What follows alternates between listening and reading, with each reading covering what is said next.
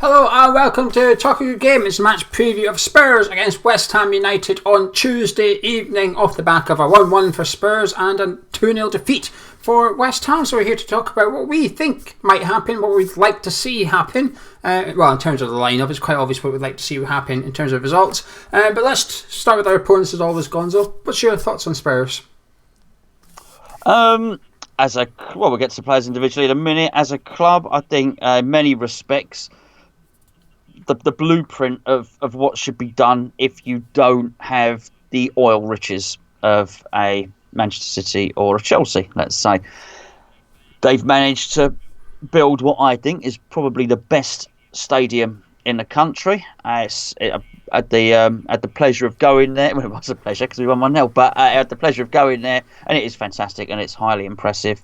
I like whatever they've done. He's tried different things. He started off, remember with Frank Arneson and then Daniel Kamoli. So he's had various different directors of football, but despite changing the director of football every so often, he seems to have retained the continuity and the ethos of what they're doing, and they seem to be able to produce good youngsters. They seem to buy well. They seem to sell a little bit less so recently because players have started to wind down their contracts. But they are a good, solid football club, and I just think Daniel Levy has run it very, very well, and I think he's a really good. I think a lot of people should look to him as a really good managing director or chief executive or whatever it is.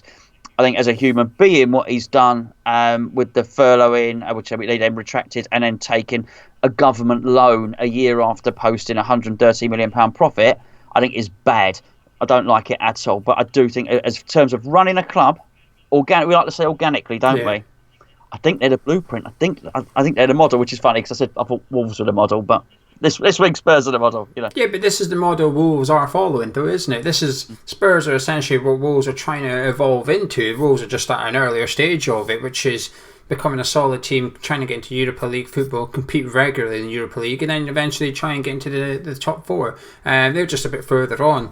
And organically is our favourite word on the channel, isn't it? Well, you want to grow organically. I like that word. It's the best word to use, though. We might turn it to veganism, maybe.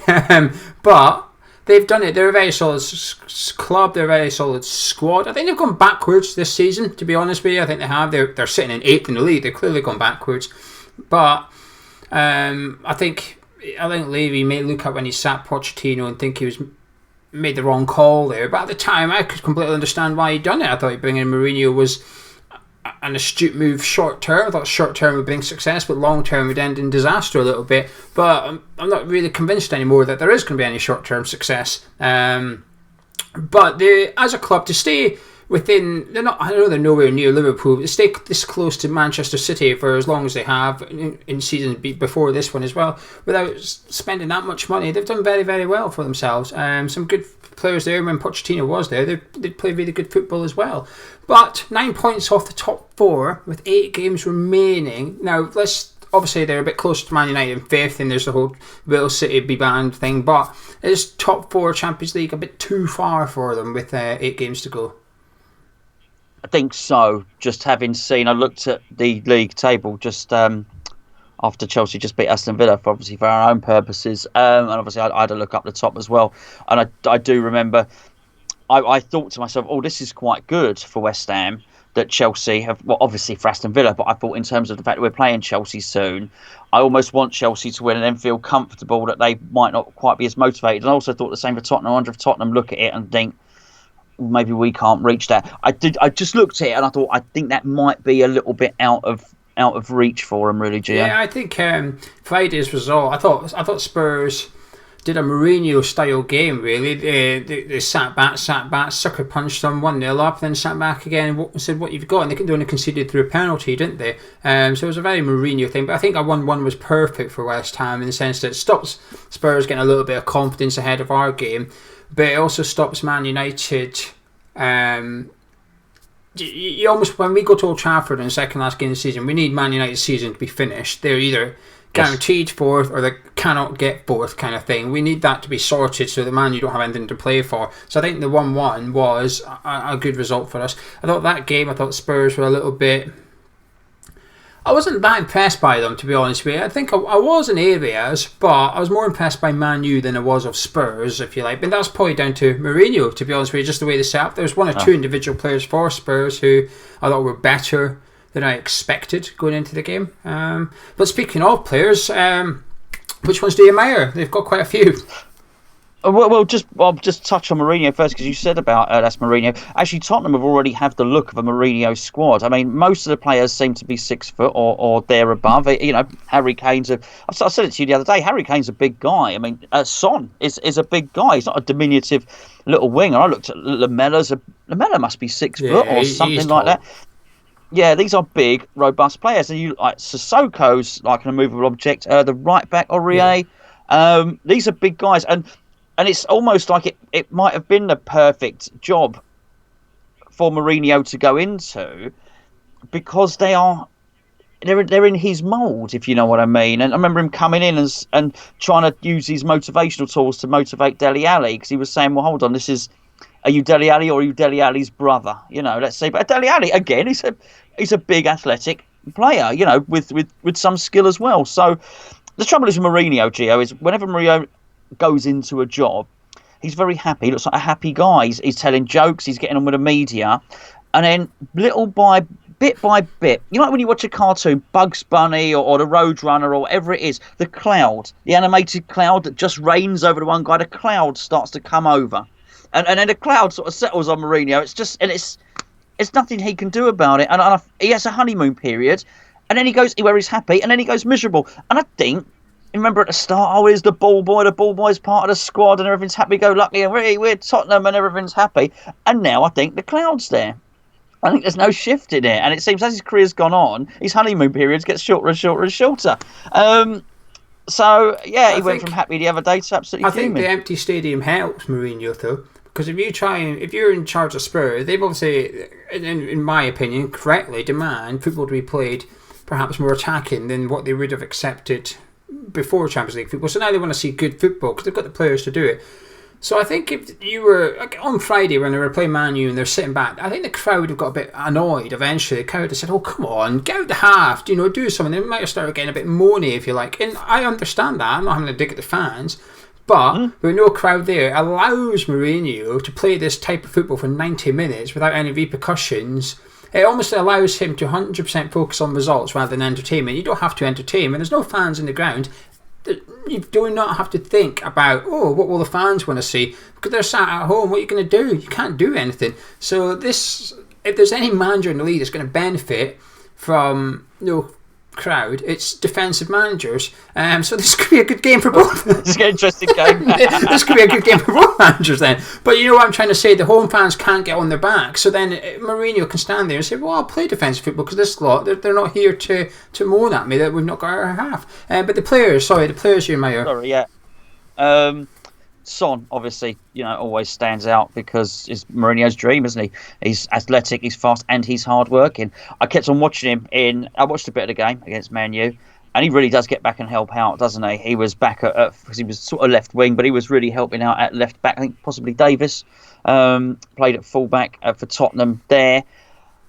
Sissoko's a funny one. When he's on his game, he's a really good player. He's strong. He can almost be unplayable. He's as strong as anyone in the league. Really athletic as well. I don't know if Dele Alli's coming back. Dele Alli.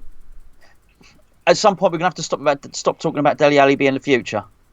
Okay, he needs to. He has too long now. Too long for my. If I was a Tottenham fan, for my liking, too long where he doesn't perform. Harry Kane didn't quite look fit, but obviously he's such a tremendous player. And I said after, when he did those heroics for England, I said then, actually, I know he's Tottenham. I'm not going to ever slag Harry Kane off again. He always became a national treasure, and I do believe that. I think he's fantastic. I think Aurier's been really good when he's played there. He's got a really good cross on him. I thought Dyer was awful, by the way, in central defence. Yes, the one that went to VAR wasn't a pen, but I thought, wow, you're living dangerously, bearing in mind what had happened on the other attack. In fact, I would like to think, Gio, I hope Dyer's playing in central defence. If Dyer's playing in central defence, and we'll go on to talk about West Ham in a minute, and we do something different up top, I would it would be one area where I might have a glimmer of hope. But of course, Tottenham have fantastic players. Yeah, without mentioning the ones you mentioned for the sake of it, I like Lo Celso. I think he's been getting into it. The more I've seen of him, the more I've been impressed, because I've been really disappointed by Harry Winks. I used to be the light Winks. I used to think he was a fantastic ball player. But the more I watch him, I still think he is good at passing the ball, but that's all he really does. He doesn't do much else. I mean, his passing is not that good to sort of set up attacks and stuff.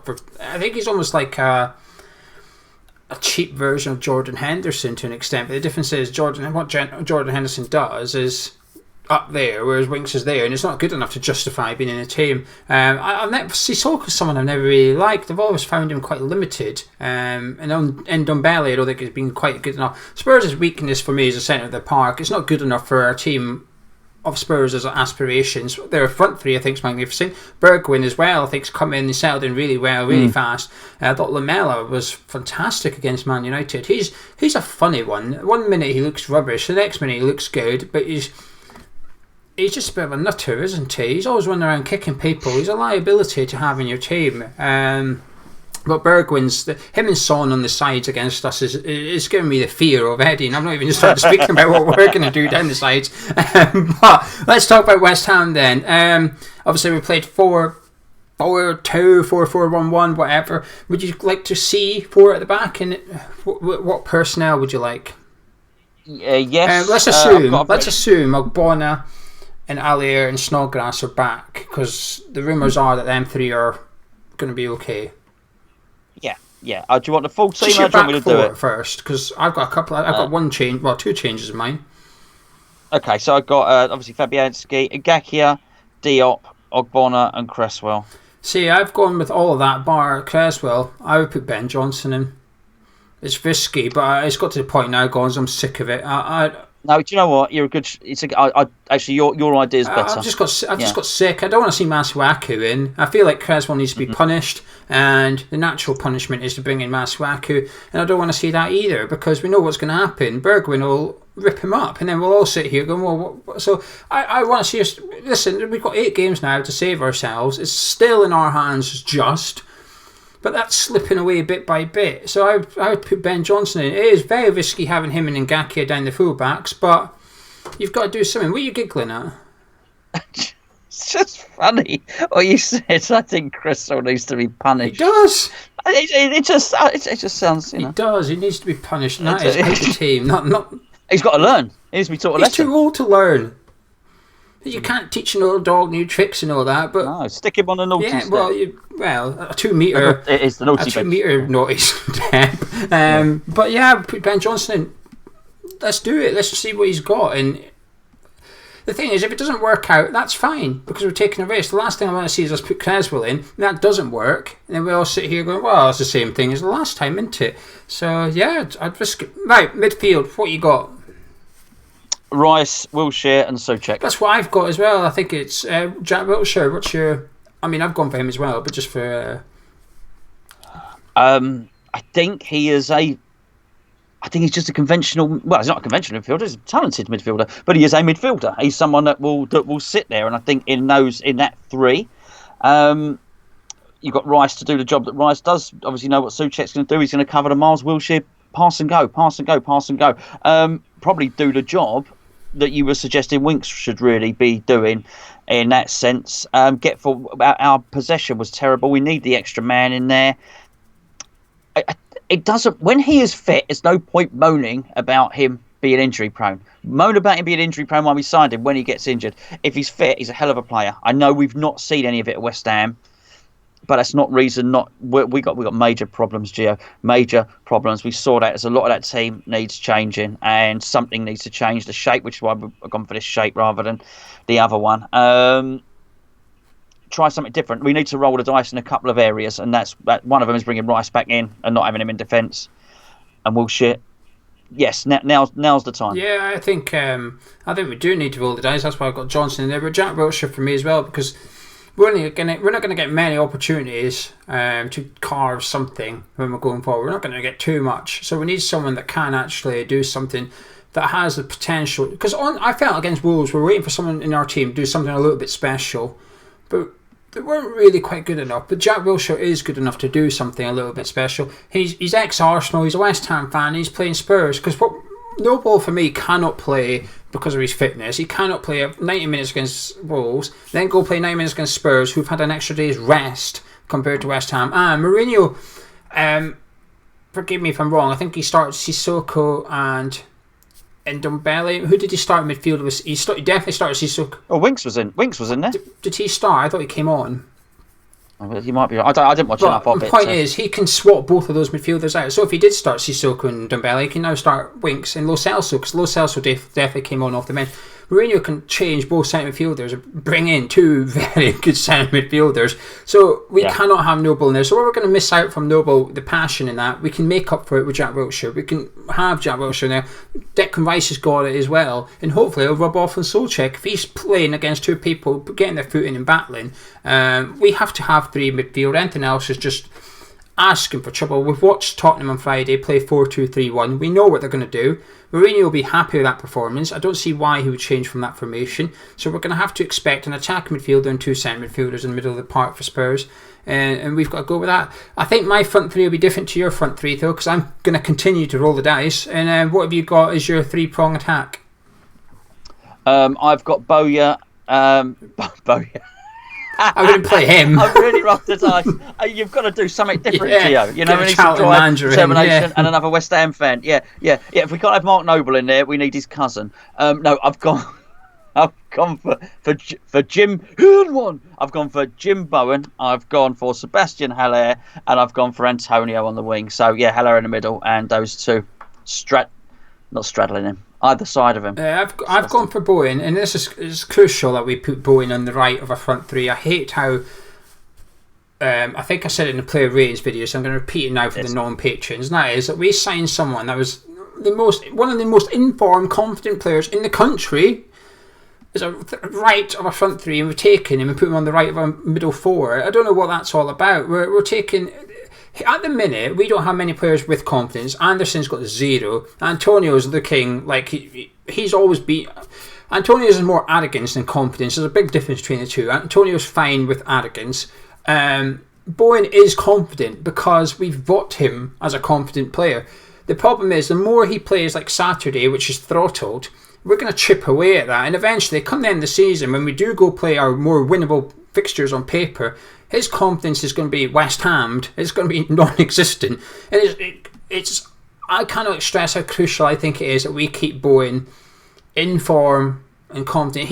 We brought him in to score the goals to keep us up. I don't care what David Moyes says about how you can't bring someone in from Championship and expect him. Well, this is a situation we're in now. We are relying on the score goals, so let's put him in the position where he was scoring goals for Hull and work around him. Haller, because we're going to play long ball, which we are, let's have someone up front that can head it. And then here's my curveball, Yarmolenko. He is slow, but he's our fourth top goal scorer this season. He's missed about 2/3 of it. Only 3 people have got more goals than him, and one of them is Mark Noble. I think Haller, Noble, and Snodgrass. He's got more goals than Antonio. So we are lacking goals. We're lacking shooting, just in general. He will shoot. He will score if he gets enough chances. That's why I've got him in there. The only problem is he's slow and he doesn't really like to track back very much. So that is an issue. But you've got to have something on there that gives us something in the Spurs there. Because I actually think Spurs will sit back a little bit. If they go 1-0 up, I expect them to sit a little bit deeper. So now we're on the edge of Spurs' box. Yarmolenko will hit it from 20 yards out. I do not want to see tippy-tappy bollocks around the edge of the area, then just aimlessly punt it in the box and hope something happens. I want to see players taking responsibility and having a dig, and Yarmolenko will do that. Sorted, in theory. Yeah. Well, the only trouble is if he's on that left side, he's crossing, isn't he, rather than shooting. I don't. You put him on the right side, so he cuts in and shoots with his left, which is the only foot he's going to shoot with. Him and Bowen can swap. Yeah. Yeah, well, yeah, absolutely. But I do think it's a great point that you make about Bowen, by the way. Not just it's the confidence. You're right about the confidence, but playing him out of position. He is not quick enough to be a right winger.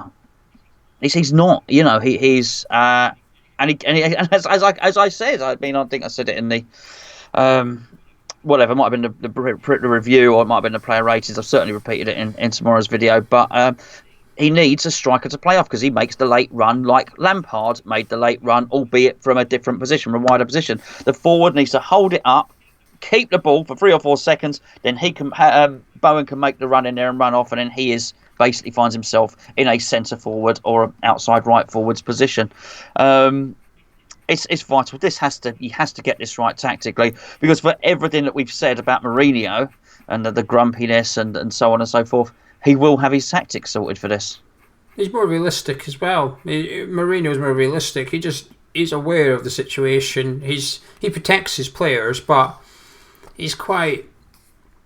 he does what's required to try and win a game, Mourinho. Where if I see Felipe Anderson starting on Tuesday, I'm going to go mental. But do you know something? I'm fully expecting it. I'm fully expecting Anderson to start. I'd rather see Lanzini than Felipe Anderson on Tuesday, because I want to see something different. I want us to do something different. I don't expect Yarmolenko. I think he's the last person David Moyes would put in there. Antonio, I've got fitness concerns about Antonio, if you like. I thought he looked a bit tired on Saturday, and it's a bit. I'm not sure his hamstrings are up to playing this much competitive football. Plus, what we've witnessed in the Premier League thus far, bearing in mind we're ready to go into our next round of fixtures immediately, we've seen tiredness and fatigue already in games. I would like Antonio on the bench to come on for 20-30 minutes. I'd like him going up against a tired Aurier rather than a fresh one. So do you have any, not necessarily confident for this one, how do you see this one going, and do you have any confidence or optimism? Confidence and optimism, two different things. I expected no for confidence, so that's why I expected you to say no for confidence, so that's why I put optimism in. Yeah. Do you want to stick hope on him?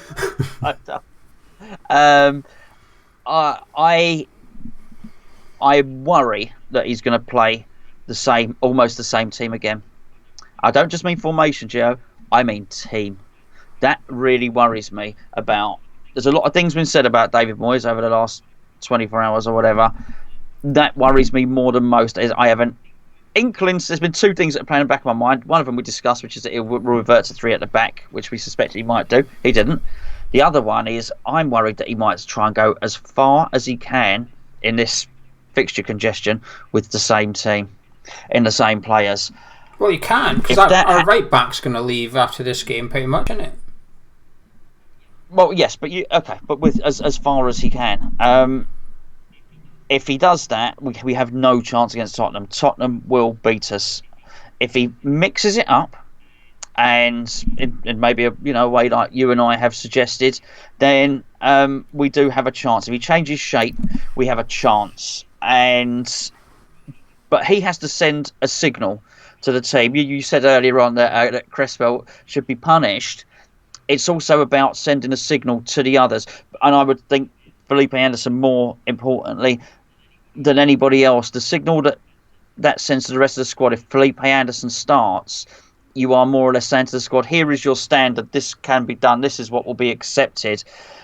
I would hope that they come away from the game, I guess they watch a video of the game or whatever, and during it, I don't know how these things work. Do they stop and pause it? That would be me if I was a manager and I'd notice things. I'd have all the groups together. I'd be pausing it and saying, right. Just to butt in. That's what Kevin Nolan does. Because when Kevin Nolan was at Notts County, there was a story that they got beat. They went out and they were on the coach. And actually, Kevin Nolan stopped everyone and said, actually, no. Get off the coach now. They all had to go back off the coach and in the ground. And he played the video. And he would pause the video and say, what happens next? And then he would wait for the person that knew he's messed up to go, me, Gaffer, I went and done this. So he'd say, right, let's play it. And he did it immediately. So Kevin Nolan's definitely one of these people that's into breaking down the whole 90 minutes into little segments and getting into the heads of the players, if you like. Well, that's good to hear, and that needs to be done. And I would expect that to be done at the point where Felipe Anderson has done the stuff that we all saw and we didn't like. I would like that video paused. I'd like it then pointed out. So then when the team sheet goes in for the next week and he's not on it, the whole squad are thinking, he didn't make it in. He got an absolute rollicking when we did the playback of the video. I think it's really important. I think if we can do that, we can make the changes, we can motivate the squads, change the tactics around so as Mourinho doesn't know what's coming, because that's going to be really not very good if Mourinho's only got to deal with the tactics and the team that we saw the other day. Sebastian Haller can get up against Kieran Dyer, then I think we have half a chance, but I'm not confident of it. No, we conceded our goals from crosses as well. Mourinho's going to be licking his lips at that because he's got A, players good at crossing the ball, and B, Harry Kane in the middle of the box waiting to head it. Lamella's good in the area as well, coming behind Harry Kane. So Mourinho's got lots of options. Wolves have given Mourinho a game plan on a plate here, and it strikes me with fear. I thought Aurier against Man United was left unmarked quite a lot by Rashford. I felt Rashford kept tucking into Martial, and he was just tearing down that right hand side constantly. And I was watching it thinking, bloody hell, he does this against us, he's going to have a field day coming up against our left back, just constantly putting the crosses in. I'm not optimistic for this one at all, Gonzo. My hope is next to nothing. I'll be delighted to get a point. I think we're going to go there and play for 0-0. I think we're going to do what we do against Liverpool. We'll go there, try and get 0-0, concede a goal, we'll come out a little bit, concede another goal, and go back to keep it 2-0. I've seen a Wolves fan on say, well done to David Moyes. He came for a 2-0 defeat, and he got a 2-0 defeat. And I just thought, this is the opposition, man. I thought it was quite funny for a start. I just chuckled to myself. But it just resonated with me that that's what people think David Moyes does, and I don't think they're far wrong from it. I think it's going to be the same again here. I think Moyes is going to go for a 0-0, and if we got a goal down, I think he's going to worry about the goal difference, because at the minute, if you look at the league table, we've got a 2 goal difference better than Bournemouth at the minute, but that's a very, very fragile difference. So he'll be thinking, if I can get out of here with a 1-0 loss, it's probably a good result. I think Moyes will see a 1-0 defeat on Tuesday night as a good result. I was hopeful out of the last game, this game, and the next game. I was praying for 4 points. The next game is obviously Chelsea. I was praying for 4 points, to be honest with you. I still am. Can't see it anymore. I think we'd do well to get 3. 1 win out of 3 of them. I think we'd do well to get 1. Yeah, but we need to do something. Because the teams around us are sending shivers down my spine, to be honest with you. So Villa have a right good go at Chelsea. To be fair, Chelsea battered them. But the point is, when they did go forward, Villa, that goal they scored, they had about 5 or 6 players in the box. I thought, hang on a minute, I haven't seen us do this. They got a free kick and they all piled in. I thought, let's take most of it. They had the game plan, which was get set pieces, we'll go for it, and then we'll get back. I don't even see that with us, and that's what concerns me. I want to see a surprise. I want to sit here on Tuesday with you, an hour before kick-off, doing our build-up show, reading out the team, thinking, oh, here he goes. Here we go. This is something different. I'm getting desperate, Gonzo. If I see that same 11 again, in particular, if I see Felipe Anderson again, I think I'm going to watch the game from behind my couch on Tuesday night, to be honest with you. It's not going to be nice. But anyway, score prediction, please. I think you can guess where I'm going to go. But where are you going to go? Yeah, well, funny enough, it's what I had written down. I had actually had 2-0 written down anyway. So, yeah, for you to be saying all that 2-0, I'm surprised. It's hard to see anything else. It's 2-0 Spurs for me. And can I just add the word comfortable? I can see a comfortable 2-0 result for Spurs. Anyway, apologies for the downbeat preview, but it's an honest preview, that's all it ever will be. We will be live an hour before kick-off on Tuesday night, so it's a 8:15 kick-off. So 7:15, we will be live looking at the team lineup. We'll probably go live 5 minutes before and talk about the results that's happened, because there's an earlier game in the Monday night game. So we'll go live at 7:10, and then after that, Charlie and Tom are live with a watch-along, and they're going to go live about just after we finish, actually. They're going to have a big build-up as well, and they'll be live throughout, and then it'll be mine and Gonzo's review straight after. So loads of content coming for you, and if you're a patron, you've got a Patreon podcast uploaded tonight. Tomorrow you've got a look at Spurs, how Spurs are going to set up, and then on Tuesday morning you've got a video of myself and Gonzo, just our matchday feelings. The nerves might be cranking up, maybe the optimism will be cranking up, but I can't guarantee that. If you enjoyed the preview, drop a like, comment, subscribe new around here, and hopefully we shall see you on Tuesday evening. Gonzo, catch you in a bit. Good night.